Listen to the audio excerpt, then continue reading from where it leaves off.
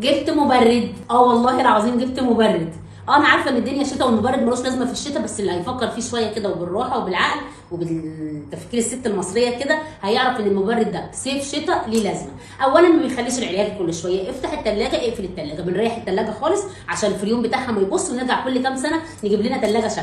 طيب بيعمل ايه تاني المبرد؟ بيغلي لنا ميه، يعني معنى كده ان احنا وفرنا الكهرباء بتاعت الكاتل اللي كل شويه حط ميه سخنه، املى ميه سخنه، اعمل شاي، اعمل قهوه، فهو كله في جهاز واحد. بيعمل ايه تاني المبرد؟ اي وقت يا دوب بتحطي القاروره تاخدي ميه ساقعه، بيريحك من غسيل الازايز، من ملو الازايز، كل شويه قومي يا بنت املي الازاز وحطيها في الثلاجه، قومي يا بنت اغسلي الازاز وحطيها في الثلاجه، فهو بيوفر علينا كل دوت. فانا اشتريت دماغي وريحت نفسي واشتريت مبرد. ادي المبرد بتاعي، شايفين ما شاء الله اللهم بارك.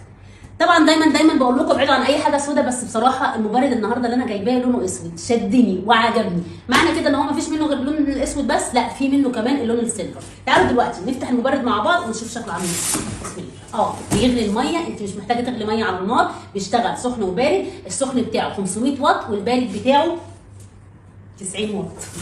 يلا بينا. بصوا كده، ده الاسود اللي في الكرتونه اللي انا هوريه لكم دلوقتي، وادي السيلفر. شايفه الشكل عامل ازاي؟ حسب بقى ما انت عايزه. طبعا المبرد بتاعنا من رافال، ورافال دلوقتي بقوا كلنا مع بعض عيله ما شاء الله عليها، فيها المبرد وفيها الفرن وفيها الاير فراير وفيها العجان وفيها عندنا ايه تاني، وفيها الخلاط وفيها الكبه وفيها محضر الطعام، عيله كامله. بقى اصلا انا اللي بقيت جزء من عيله رافال، مش رافال اللي بقى جزء من عيلتي. يلا بينا اوريكم المبرد. بصوا الجمال، شياكه وجمال مفيش كده. شياكه وما تيجي محمود تساعدني، بسم الله عليك كده. يعني ما بقاش فيها صحه زي الاول. شوف كده، استنى تسلم ايدك. هاتي بقى القاروره كده. شايفين المنظر؟ زرار للميه مغليه، عادي كده، زرار ميه مغليه. بصوا شايفين؟ هنا ميه عاديه للناس اللي ما بتحبش ميه ساقعه ولا ميه سخنه، هنا ميه متلجه. سهل جدا اهو في الاستخدام.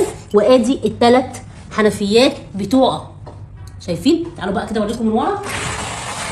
ادي زرار الميه السخنه وادي زرار الميه البارده.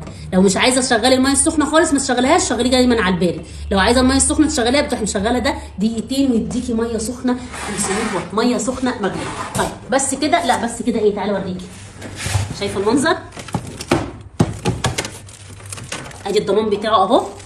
شايفين؟ دي ثلاجه نحط فيها عصاير، نحط فيها حليب، نحط فيها اللي انتوا عايزينه، نحط فيها بيبسيهات وحاجات زي ما انتوا شايفين كده. الناس اللي بتحب الكيك متلج، انا بحط كيك في المبرد ما شاء الله اللهم بارك عليه. يعني ما ينفعش الا للبيت بس، لا ده ينفع للبيت وينفع للاوض الخاصه وينفع للشركات وينفع للمكاتب زي ما انتوا شايفين كده، يسد في اي حاجه. تعالوا بقى كده اوريكم الضمان بتاعه طبعا اهو.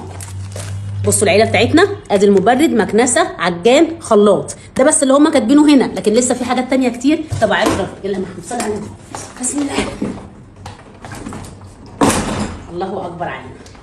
شايفين كده بقى تمام وزي الفل. نوصل الفيشه وعيشوا. سخن ساقع شغال، مغلي بارد شغال، كله مع رافال. انت في امان. المبرد من رافال ما شاء الله اللهم بارك. العيله كل يوم بتكبر وتكبر بيكم وليكم. دايما مع رافال انت في امان. انت كمان خليكي مع رافال عشان تبقي دايما في امان. باي.